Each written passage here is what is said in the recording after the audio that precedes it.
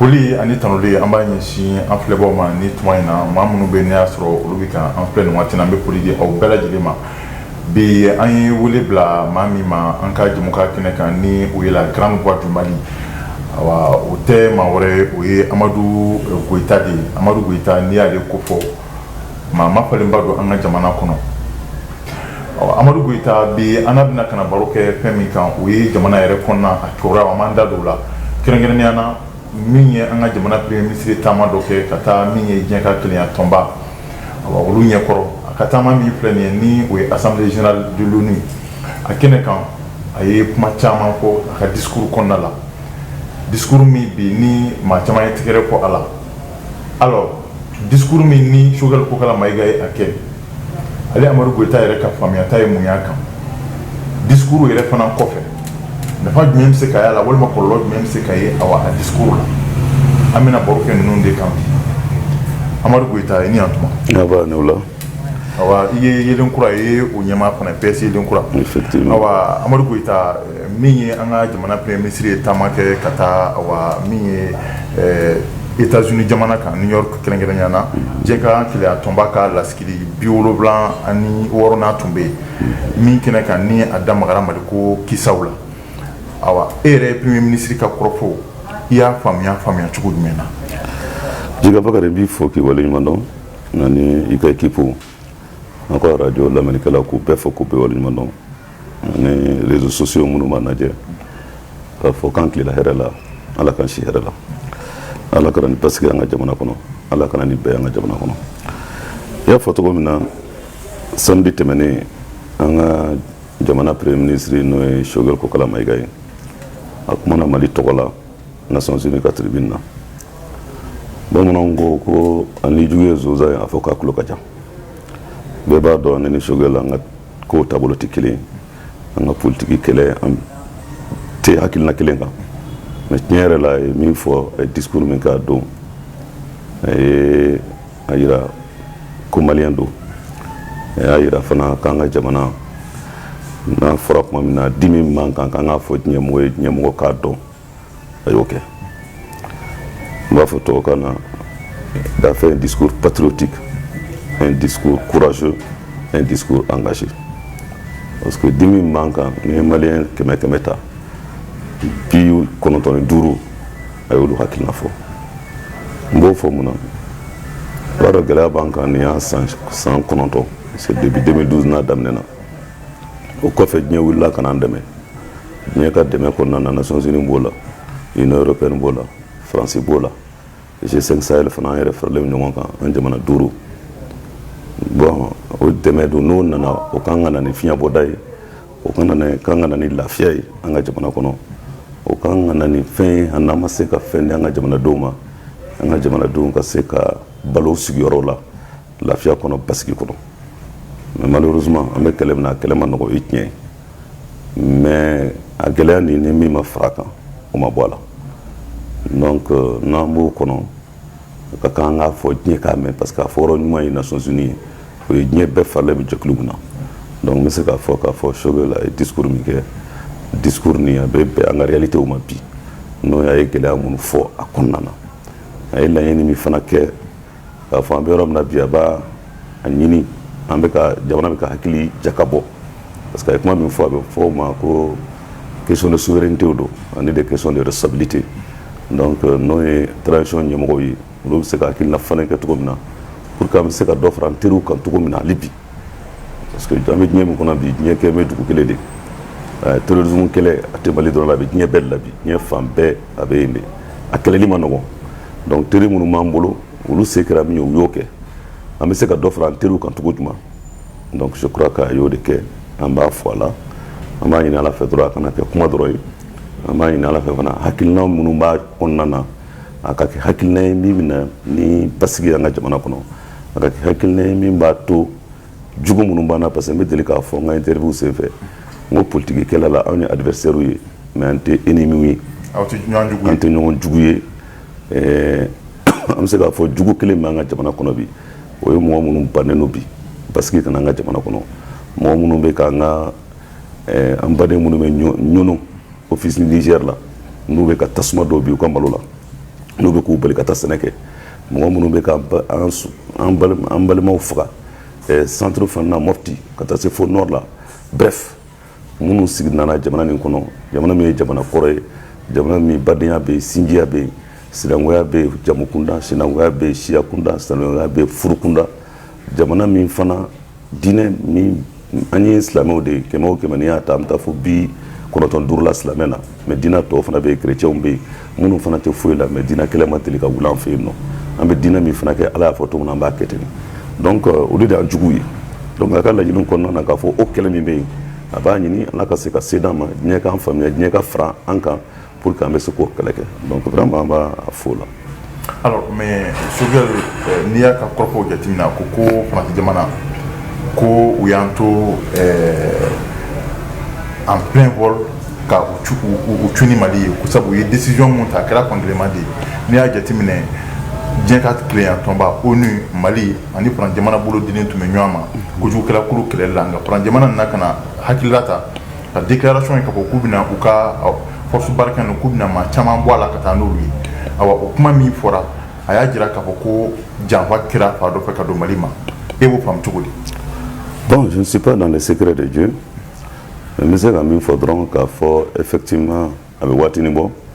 je m'en fais depuis le clé là, sommet d'Okunkera, c'est le sommet du Pau, où on fera quoi qu'à Dofara, Francis a trouvé Mogoka. C'est la concentration que dans la zone des 3 frontières, ni on se ka seba sur tout le monde, ou pas de même mener c'est un sur Souma, en G5 Sahel, Yamana Dourou, au quoi faire Gelado Nana. Donc nous gɛlɛya nana premier ministre olu de bolo bɛ baara la bi Tchalla olu de bɛ se ka fɛn ninnu jatew dɔn mais a mana kɛ cogo o cogo an ni Faransi bɛ ɲɔgɔn bolo an ni Nations Unies bɛ ɲɔgɔn bolo an ni Union européenne bɛ ɲɔgɔn bolo gɛlɛya bɛ se ka na don baara la ɲɔgɔn faamuyaliya bɛ se ka don baara la mais an ka bɛ min ɲini an bɛ teriw caman de ɲini teri minnu b'an bolo ne fili bɛ yɔrɔ minnu na an n'olu ka sigi ka kuma k'o fili ban an bɛ teri minnu fana ɲini n'olu bɛ se ka n'an dɛmɛ ka fara minnu bɛ yan kan o fana ka na o ka kɛ badenya kɔnɔna na sinjiya kɔnɔna sariyaw fana taabolo la a kana kɛ teriw an kɛtɔ ka teri dɔ ɲini an ka teri dɔ pɛridi o man ɲi an ma bi a k'a fɔ fana an bɛ mɔgɔ la minnu b'a fɔ ko lutte contre terrorisme marifa dɔrɔn tɛ quoi guerre dɔrɔn tɛ question de gouvernance b'a la question de développement b'a la question économique b'a la parce que n'i y'a ye bi n'i taara fɔlɔ a tun bɛ kan kɔnɔ k'a fɔ minnu bɛ marifa ta malidenw tɛ mais bi n'i ye yɔrɔ caman jateminɛ Mali yɔrɔ la i b'a sɔrɔ an yɛrɛ denw an badenw an sinjiw olu dɔw de sera u y'olu dɔw de instrumentaliser n'u ye k'olu hakili yɛlɛma k'a bila sira jugu kan bon o bɛ se yɔrɔ min na i b'a sɔrɔ o jeunes bɛ yɔrɔ min na baara de t'u bolo o jeunes bɛ yɔrɔ min na bolominɛ yɔrɔ foyi t'u bolo jigiya foyi t'u la donc ni mɔgɔ min nana s'i ma ka na fɔ n bɛ nin d'i ma ni m'i farati tubabukan na fɔ ko l'honnêteté devant le besoin souvent c'est la folie quoi donc o bɛ se k'a to jeunes bɛ taa sɔrɔ sira jugu kan f'u bɛ marifa ta u yɛrɛ ka jamana contour la f'u bɛ marifa ta k'u ka jamanadenw faga kuma la kun t'a la ju t'a la donc o question fana bɛ yen nɔ voilà pourquoi an ko n'an bɛ nin gɛlɛya kɔnɔna na n'a sera yɔrɔ dɔ ma a ka kan tiɲɛ dɔw ka fɔ n'o tiɲɛw fɔra tuma min na an bɛ sigi tuguni autour de la table an ye maliyɛnw damaw fɔlɔ parce que an bɛ dɔ fana fɔ dɛ an bɛ fɛn o fɛn na par rapport au terrorisme an kan ka se ka consensus national dɔ créer o kɛlɛli la an bɛɛ ka bɛn fɛn kelen kan donc o la an b'a ɲini maliyɛnw fɛ an ka se ka fara ɲɔgɔn kan hali bi ka maliyɛnw rassembler hali bi ka maliyɛnw fara ɲɔgɔn kan autour de ça aujourd'hui o de ye essentiel ye maintenant tɔw ka dɛmɛ mana na cogo o cogo n'olu ka dɛmɛ mana sɔrɔ anw ta sinsinnen don kosɛbɛ u ka dɛmɛ bɛ kɛ tɔ ka jɛ ye u ka dɛmɛ fana bɛ na bi n'o dɛmɛ tɛ anw dɛmɛ sini an mɔgɔ kana jɔ dɛmɛ na pour que an ka se k'an ka jamana lakana o kɔrɔ a dɛmɛ fana nafa t'a la parce que a fɔ ko yanni i ka jɛgɛ di mɔgɔ ma a tigi degi mɔni na pour que ni don min na i tɛ yen i ka se ka jɔ fili ka se k'a yɛrɛ balo. Oui, mais effectivement a ko k'a fɔ ko bi bi in na Faransi jamana bɛ taali min kɛ ko a bɛ kɛ sababu ye yɔrɔ dɔw lankolon de bɛ to fo awa dɛmɛbaa kuraw ka sɔrɔ Mali la mun bɛ na ka na o yɔrɔ ninnu nɔ ta o dun y'a sɔrɔ kuma dɔw bɛ da la n'o ye ŋunuŋunu kuma ye k'a fɔ ko Irisi jamana ka société dɔ kan ka an ka jamana kɔnɔ n'olu ka baara ɲɛsin bɛ lakana n'o ye Wagner ye yala an bɛ se ka lien dɔ kɛ bi a n'o cɛ wa an bɛ se k'a fɔ ko yala a fɛ k'a fɔ ko u bɛna Wagner de kɛ ka Faransi nɔnna bila nin yɔrɔ ninnu na wa? o ye min fɔ an fana y'a ŋunuŋunu kumaw mɛn an y'a mɛn jabara caman na tubabu ka jabaraw notamment RFI ani France 24 an tilala k'a mɛn fana Russie yɛrɛ ka ministre des affaires étrangères ale fana ye conférence de presse dɔ kɛ ka Nations Unies session de senfɛ a y'a kuma fɔ k'a fɔ ko effectivement ko Mali faamaw ye contact ta avec une société de sécurité privée ko mais ko Russie État olu ka sariyaw la ils reconnaissent pas de sociétés privées mais bon an b'an ka faamaw de ka kumakan lamɛn parce que des questions aussi sensibles ni question ninnu ye question belebelebaw de secret défense kow fana b'a la donc n'an ka faamaw ye min fɔ minnu bɛ jamana kunna bi anw bɛ taa o de kɔ n'an taara o kɔ an bɛ se ka jaabi dɔ la parce que an ye Choguel mankan mɛn kunun ni ma fili RFI ni France 24 ye a ɲininka ko k'ale tɛ société Wagner dɔn k'a t'o dɔn k'u bɛ quand même baara dɔw bolodalen don hakilina dɔw b'u la ko n'o hakilinaw timana don min na ko u bɛ ɲɛfɔli kɛ jamanadenw yan ni diɲɛ bɛɛ ye mais anw fɛ coopération militaire bɛ Mali ni Russie cɛ je crois qu'à l'accord 2019 c'est vrai gɛlɛya b'an kan dimi b'an kan bi ni ko maliyɛn ma bi ko chinois japonais vietnamien ni ne ni jɔn bɛna est ce que kan ka choix kɛ olu de ɲɔgɔn cɛ pour que gɛlɛya nin ka bɔ an kan o b'a f'i ye k'olu mɔgɔ bɛ fɛn min na dɔrɔn terrorisme gɛlɛya man kan ka se ka bɔ an kan a kɛra chinois ye o a kɛra russe ye o a kɛra japonais ye o a kɛra dɔwɛrɛ ye o parce que gɛlɛya nin très sincèrement diɲɛ don o don kuma dɔ la f'i bɛ i bɛ jɔyɔrɔ ka information lamɛn an ka Mali kɔnɔna na mais état fana ye état ye anw bɛ min ɲini yanni nin ko bɛɛ ka kun ka cɛ plutôt coopération militaire min signera reprise kɛra Mali ni Russie cɛ an ka se k'o coopération lawaleya ne dɛmɛ o dɛmɛ bɛ kɛ a dɛmɛ ka tɛmɛ état ka sira kan o de ɲɔgɔn tɛ n'an y'o kɛ a ka ca Ala fɛ an bɛ bɔ gɛlɛya nin kɔnɔ dɔɔni basigi la an bɛ bɔ gɛlɛya nin kɔnɔ dɔɔni sira ɲuman fɛ an bɛ bɔ gɛlɛya nin kɔnɔ dɔɔni min b'a to n'an bɔra a kɔnɔ an kana bɛn a ɲɔgɔnna wɛrɛ kɔnɔ n'an bɔra a kɔnɔ fana o k'a sɔrɔ hali bi an teriw ka ca diɲɛ kɔnɔ. MINUSMA ka sira kan a ko k'a fɔ n'o ye Choguel Kokala Mayiga a ko bi bi in na n'i ye MINUSMA lajɛ a ko bi m'o bila yan o bi MINUSMA jamana ma an ma y'an dɛmɛ k'a b'o fo nka k'u ka baara k'a kɛra tɔ k'a jɛ sabu ko don o don dɔ bɛ fara lakanabaliya de kan an ka jamana kɔnɔ don o don yɔrɔ bɛ minɛ ka taa k'u ka a lajɛ bi bi in na n'o ye MINUSMA u bɛ baara kɛ kɛcogoya min na k'u ka taa offensive la a fɛ ka mun de fɔ. non o de fɔra dɔrɔn parce que n'i ye jateminɛ kɛ bi c'est vrai Mali ka bon ni an ka jamana ta an ka superficie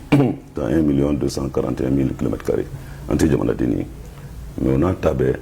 bi mɔgɔ min b'a ka sɔrɔdasi finitigi min b'an ka jamana kɔnɔ ka fara an yɛrɛ ka jamanadenw kan an ka finitigiw kan fɛn o fɛn maa ba mugan a bɛ t'o la ni ye MINUSMA yɛrɛ ta maa ba 15 bon dɔw ye policiers ye civil dɔ b'a la mais sɔrɔdasi kunda a bɛ taa fo maa ba 12 ba 13 la n'i tilala ka a tɔgɔ di yɛrɛ barikana mɔgɔw fara o kan bon malgré tout parce que laɲini ye fɛn min ye o présidence bɛɛ ka kɛ mun ye attaque ka se ka kunbɛn dugu kana jeni bilen dugu kana minɛ bilen rapports b'an bolo dugu min minɛnen don bi a ka ca kosɛbɛ dɛ fɔlɔ ta kun ye attaque de u bɛ na u bɛ dugu attaquer u bɛ tunu mais sisan yɛrɛ dugu de minɛnen bɛ u bolo dugu minnu minɛnen b'u bolo u bɛ sigi a duguw kɔnɔ o dugu u bɛ bɛnkan de ɲini dugu ninnu fɛ u ka sɔn k'a fɔ k'u bɛna sariya appliquer n'u sɔnn'o ma aya u b'olu to yen nɔ ni mun ma sɔn o ma i t'a a ɲɔgɔn wɛrɛ se fila donc MINUSMA ka mandat kɔnɔna na n'i y'a lajɛ c'est vrai an y'a ɲini depuis MINUSMA bɛ créer tuma min na en 2012-2013 je crois que 2013 an kɛlen ka région réoccupé plutôt minnu tun bɛ terroristes bolo Kidal ko kɛra problème o ye tiɲɛ mais o y'a sɔrɔ o kɔfɛ yanni gɛlɛya ka na kosɛbɛ k'o kun maîtriser le don dɔɔni donc a fɔra ko MINUSMA bɛna ka interposition kɛ peut-être o ye anw ni MLLA à l'époque n'o kɛra SEMA ye bi ou bien o kɛra SEBA ye depuis a kun b'o fara-farala ɲɔgɔn kan ye mais o ka mandat fana kɔnɔna na a b'a la de protéger les populations civiles o fana b'u ka mandat kɔnɔna na bon o se ye min ye o b'o kɛ mais an ka laɲini kɔni ye min ye o ka se ka dɔ fara o kan ka caman fara o kan parce que n'i y'a mɛn k'i bɛna interposition kɛ jamana kɔnɔ o k'a sɔrɔ jamana min don bɛn bɛ yɔrɔ min na marifatigi fila bɛɛ dɔnnen don bon jamana min kɔnɔna na c'est vrai accord signera avec les mouvements les groupes armés n'o ye SEMA mɔgɔw ni plateforme mais malgré tout o processus fana ma se ka avancer kosɛbɛ pour que a DDR bɛ se ka laban cogo min na k'o fɛn bɛɛ kɛ pour que État k'a dɔn maintenant k'a fɔ processus DDR banna o bannen kɔ mɔgɔ wɛrɛ man kan ka marifa ta tuguni o fana kɔfɛ tuguni il y a des groupes d'autodéfense au centre marifa mɔgɔw bolo bon pour que o processus bɛɛ de kan ka kɛ n'o kɛra souvent n'a bɔra État la mɔgɔ wɛrɛ man kan ka marifa man kan ka sɔrɔ mɔgɔ wɛrɛ bolo fo ni État ye permis d'i ma o bɛ kɛlɛ nɔgɔya mais malgré tout laɲini kɛra a bɛ san caman bɔ kuma o kuma ni MINUSMA ka mandat bɛ renouveler k'a fɔ ko ka mandat kɛ robussi min bɛ yen déjà o kan k'o permettre o ka se ka population kɔni ka sécurité u ka population protéger k'u lakana o bɛ mandat kɔnɔna na ani fana ka action humanitaire kɛ ani ka jamana dɛmɛ ani jamana institution olu lakanani fana bɛ MINUSMA ka mandat kɔnɔna na mais laɲini kun kɛra kuma caman k'a fɔ min bɛ yen nɔ a mandat ni a man bon kosɛbɛ parce que an bɛ contexte min kɔnɔna na an bɛ contexte de guerre de kɔnɔna na guerre c'est pas entre deux pays mais une guerre avec des ennemis à visage qui n'ont pas de visage ɲɛda tɛ minnu na donc a ka kan o ka mandat ka kɛ robussi donc a y'o fana kuma fɔ o ye tiɲɛ ye bon kuma o kuma n'a laɲini kɛra opposition dɔw bɛ k'a la laɲini fana kɛra k'a fɔ G5 Sahel min sigira n'o G5 Sahel fana bɛ se ka ta cogo min na Nations Unies ka cadre kɔnɔna na a ka bila chapitre 7 kɔnɔ n'a bilala chapitre 7 kɔnɔ o la musakaw bɛɛ o bɛ bɔ Nations Unies kɔnɔna na bon o fana na dɔw bɛ yen minnu ma sɔn o fana ma donc gɛlɛya b'o musakako la gɛlɛyaba de b'o musakako la bon MINUSMA gɛlɛya tɛ MINUSMA gɛlɛya ko t'o la parce que Nations Unies de ye MINUSMA financé bon comme G5 Sahel nalen don a fɔra anw de ka jamanaw bɛ fara ɲɔgɔn kan conférence kun kɛra kuma dɔ la annonce caman kun kɛra k'a fɔ ko miliyari caman bɛna di bon a bɛɛ ma honoré quoi donc o gɛlɛyanin bɛ yen mais ni G5 Sahel bilala chapitre 7 kɔnɔ o b'a to musakaya tan côté fɛ gɛlɛya tɛna don la an b'an ka sɔrɔsiw dɔn cogo min na ani les 5 pays le Tchad, la Mauritanie, le Burkina et puis le Niger en anw yɛrɛ finitigi minnu b'an bolo u agirilen bɛ cogo min na ne dɛmɛ kɛra o fana na o b'a to an fana jɔyɔrɔ bɛ bonya kosɛbɛ kosɛbɛ terrorisme kɛlɛ la ka fara an bɛɛ ka force interne kan n'o y'an ka sɔrɔsiw ye minnu bɛ interne na. mais i ko yɔrɔ dɔ la ko bi bi in na ko bɛɛ bolo dili kan ka to ɲɔgɔn ma waasa cogoya min an bɛ se ka fura sɔrɔ donc e fɛ k'a fɔ de bi kɛlɛ in sebaaya sɔrɔli fo k'a sɔrɔ ko coalition i fɛ ka mun fɔ coalition ko in na jamanadenw yɛrɛ dama. awɔ n y'o de fɔ n'i ye jamana dɔw ta ni question d'intérêt national dɔw bɛ yen nɔ n'i ye Faransi ta ale kuma min na CEVAR bɛ nalen yan nɔ n'a u tɛmɛna assemblée kan même le rassemblement n t'a dɔn kuma n'u tun bɛ ne député tun b'u bolo assemblée la mais le rassemblement le Front National min kɛra Assemblée nationale ye sisan n'o ye Marine Le Pen ka parti bɛɛ b'a dɔn quand même à l'époque olu ni parti socialiste mɔgɔw bɛnnen tɛ mais malgré tout ils ont accompagné en disant que peut-être kɛlɛ min na kɛ o b'a to fana olu fana ka se ka protéger parce que terroriste kɛlɛ a bɛ se ka importer ka taa yɔrɔ bɛɛ donc an fana ka se k'o bɛnkan ko kan quoi bon politigiw ɲɔgɔn faamuya olu bɛ yen maintenant par rapport à la stabilité du pays par rapport à la sécurité n'o ye jamana basigi ye et par rapport à certains intérêts vitaux du pays on doit avoir ce minimum consensuel an kana kɛ ka ɲɔgɔn lagosi n'a ye an ka fanga lagosi n'a ye kosɛbɛ dɛ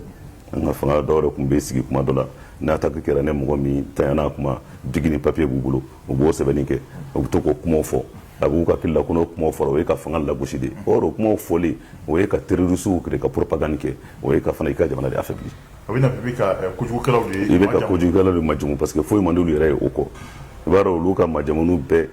olu ni tɛ diya fo n'olu ye nin bɔ olu ni tɛ diya fo n'olu ye joli bɔ bon a bɛ kɛ an minnu na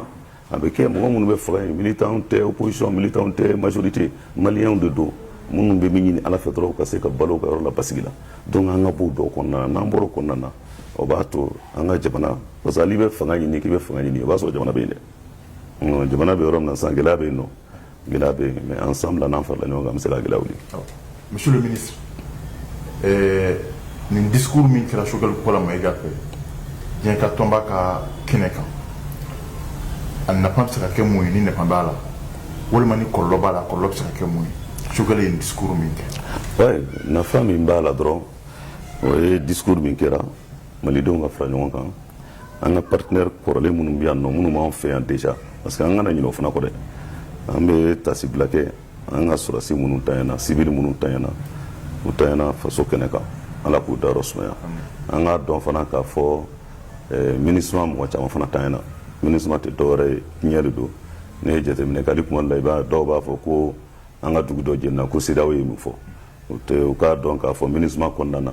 Ivoiriyɛnw bɛ yen MINUSMA kɔnɔna na Nigériens bɛ yen Ghanayɛnw bɛ yen Burkinabéw bɛ yen Niger bref u bɛɛ bɛ MINUSMA kɔnɔna na donc olu bɛɛ bi yan k'anw dɛmɛ pour que an ka jamana basigi ka na Faransi fana opération Serval ka na fo opération Barkhane na u ka mɔgɔ min tanyana ala tɛ tile 4 bɔ u ka mɔgɔ kelen fana tanyana an ka territoire kan ka to kɛlɛ la donc olu bɛɛ bi yan k'an dɛmɛ pour que an bɛ se ka kɛlɛ ni an bɛ sebaaya sɔrɔ cogo min na donc an ka to o hakilina ɲuman kɔnɔ an ni olu cɛ fili bɛ baara la an ka se k'o fili dilan mais fɛn min bɛ na ne k'a fɔ furu bɛ don an n'an partenaires cɛ n'an ma farati n'an taara o sira dɔw kan o de la n ko marifa ko dɔrɔn tɛ parce que ne mɔgɔ mɔgɔ kɔni da donna Mali marako la ka se niveau dɔ ma i bɛ jamana réalité dɔw dɔn donc an n'olu ka to en bonne intelligence ni minnu fana bɛ na ka n'an dɛmɛ Russie ko kuma fɔra donc ne Russie bɛ n'an dɛmɛ a ka kɛ Russie État ye a ka kɛ Russie État ye hali n'o y'a sɔrɔ sécurité de service je ne sais pas sécurité privée dɔ bɛ na minnu ye Russie ye mais n'u bɛ na Mali la a ka kɛ Russie ka yamaruya kɔnɔna na an kɔni o de y'anw hakilina ye n'a ma kɛ bi n'an m'o kɛ n'an m'an farati an ɲuman kɛtɔ sini bɛna ni kɔlɔlɔ ye. kɔrɔfɔ kuncɛw la bi Mali lakanako n'a fɔra k'i ka proposition dɔ kɛ min b'an bɔ a kɔnɔ bi i bɛ se ka mun fɔ. Mali lakanako min b'an b'a kɔnɔ bi o ye an k'an jigi da an yɛrɛ kan fɔlɔ an ka recrutement ɲumanw kɛ fɔlɔ recrutement tun bɛ kɛ cogo min na an ka armée la an ka armée tun ye cɛfarin armée ye dɛ o tun bɛ fana a processus fɛ mɔgɔw bɛ ta cogo min na an ka donc an bɛ guerre min na guerre conventionnelle tɛ n'a fɔra jamana ni jamana bɛ ɲɔgɔn na guerre asymétrique de don min jugu kuma dɔ la a bɛ fini min don an b'o ɲɔgɔn na de don donc information ani renseignement k'o di an ka finitigiw ma a b'u dɛmɛ kosɛbɛ u ka kɛlɛ la an ka mara fana kɛcogo falen parce que n'i ye ko ni jateminɛ conflit caman bɛ yen nɔ min ta le terrorisme conflit ye communautaire minnu bɛ yen mara kɛkojugu ye a caman lajuguya an k'o fana falen maliyɛn bɛɛ k'a bila a kunkolo la k'a fɔ bɛɛ jɔyɔrɔ bɛ jamana ni jɔli la wa jamana tɛ kɛ foyi ye sini fana an sɔnna ka kɛ min ye n'an bɛ kuma an kana kuma k'a fɔ pour que an ko ka diya mɔgɔ ye an kana kuma k'a fɔ pour que tigɛrɛ ka fɔ an ye n'an bɛ fɛn o fɛn fɔ à un certain niveau de responsabilité n'a bɛ bɔ an hakilina na a ka kɛ fɛn ye an dalen bɛ min na maa bɛ se ka fili k'i to ka k'i kɔnɔ i bɛ sira ɲuman kan n'i filila o la ala yɛrɛ bɛ yafa i ma donc an ka ko de la maintenant politikikɛlaw olu bɛ yen n y'o de fɔ n ko politikikɛlaw parce que sokɛ ye déclaration minnu bɛɛ kɛ n ye min fɔ a ye min kɛ Nations Unies na o diyara n ye mais a tilala ka min kɛ RFI la n ye min mɛn sɔgɔmada in na n'a ko k'a fɔ ko transition délai bɛ sɔn ka prolonger bon là à ce niveau on n'est pas d'accord avec lui au aspect là on n'est pas d'accord avec lui maintenant comme an bɛ ka kuma aspect sécuritaire kan donc an ka fara ɲɔgɔn kan conflit communautaire min bɛ yen nɔ an ka mécanisme développé mécanisme caman b'an fɛ yan nɔ pour que an bɛ se ka dankari ko la cogo min na an bɛ se ka na ni bɛn ye olu ni ɲɔgɔn cɛ cogo min na n'olu bɛnna dɔrɔn terroriste parce que n'i ye basa dɔ to ye ko fɛ a farala o terroriste tɛna se ka tɛmɛ an ka diinɛ ɲɛmɔgɔ minnu fana bɛ yan nɔ parce que kuma dɔ la minnu bɛ marifa nin ta la u bɛ nin kojugu ninnu kɛ la u bɛ k'a kɛ diinɛ tɔgɔ de la bɛɛ b'a dɔn k'a fɔ diinɛ n'o ye an ka diinɛ sanuman ye n'o ye silamɛya ye silamɛ ko kana mɔgɔ si joli bon silamɛ ko k'i mɔgɔ ɲɔgɔn fɛ n'a bɛ sira jugu kan a ye se i bɛ se ka hakili ɲuman d'a ma cogo min na pour que a kana sira ɲuman kan donc u y'u seko kɛ parce que ne jateminɛ k'ale farabugu ko la an y'a ye ko conseil islamique wulila ka jɔyɔrɔ min kɛ État ka se k'o responsabiliser kosɛbɛ pour k'o fana ka wuli k'o sensibilisation kɛ an ka sɔrɔsiw fana an ka se ka dɛmɛ caman d'u ma dɛmɛ fɔlɔ ye mun ye n'u ye sɔrɔsiw y'a dɔn ko population bɛɛ b'u ko ka marché o an bɛ dɛmɛ min kɛ an k'a kɛ diinɛ n'a ŋaniya ye a kuma ɲuman n'an b'o bɔ an k'o fɔ n'olu y'o dɔn parce que minɛnko dɔrɔn tɛ kɛlɛ ye koyi n'a y'a sɔrɔ minɛnko dɔrɔn b'a to mɔgɔ bɛ se sebaaya sɔrɔ kɛlɛ la américains tun tɛ perdu Vietnam américains ye san 20 kɛ Afghanistan a laban kɛra min ye i y'a ye bi talibanw de sigilen bɛ yen tuguni bon réalitéw tɛ kelen ye parce que minnu b'an fɛ yen k'a fɔ k'u bɛna sariya de bila anw fɛ yan nɔ anw si tɛna jɛ n'o ye anw b'an ka diinɛ kɛ ni min ye silamɛ i b'i ka silamɛya kɛ ni min bɛ dɔwɛrɛ la i b'o kɛ bɛɛ n'i ka sira bɛ kɛ basigi kɔnɔna na bɛn kɔnɔna na donc vraiment an ka fara ɲɔgɔn kan o la an sɛgɛnna Mali sɛgɛnna kosɛbɛ.